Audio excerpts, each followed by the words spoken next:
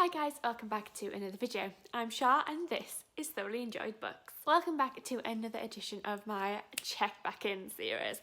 This is my series where I talk to you about books I've recently got out of the library, and in this particular segment I tell you what I thought of them when I've checked them back in. Now my last one of these was quite a while ago, I think it was back in November, which is crazy, and unfortunately I didn't get to read many of those books.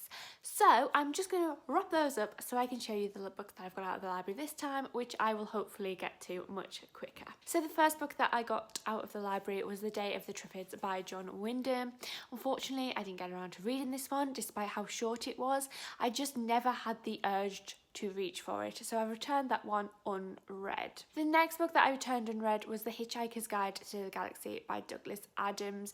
The reason I got this one out was because I was pretty sure it was going to be a book pick for my In Real Life book club, but it wasn't, and so it became less of a priority, and again I had to return it unread. And then there was The Poet X by Elizabeth Acevedo, again one that I didn't get around to reading. I am so sorry. I just, again, wasn't feeling it, didn't reach for it at all. However, there were two books that I had in that video that I did get around to reading. One of those was Grave Matter by Juno Dawson.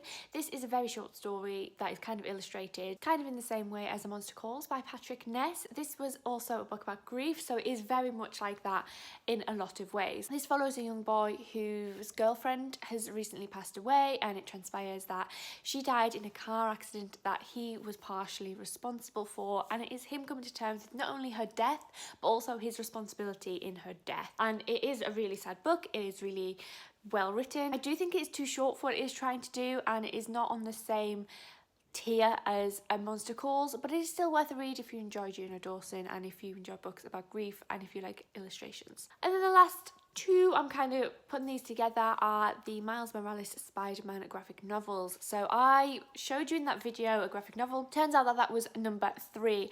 So I went ahead to my library and picked up the first volume. Unfortunately, they didn't have the second volume, so I couldn't actually read the third volume then. So I only read the first volume, sadly, but I have requested the second volume from the library. So hopefully that comes in quite soon so I can pick that up and then read the third one. I really enjoyed this. If you don't know, I am a huge Spider-Man fanatic. He's my favourite superhero of all time.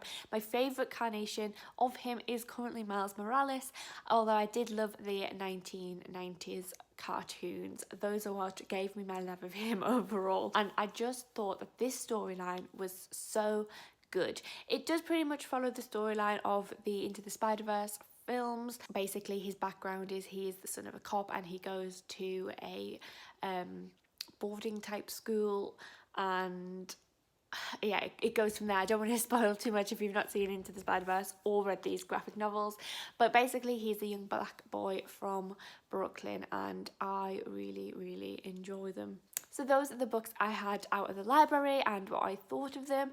Like I said, I only got around to 2 of them, which is disgusting. I am quite disgusted in myself.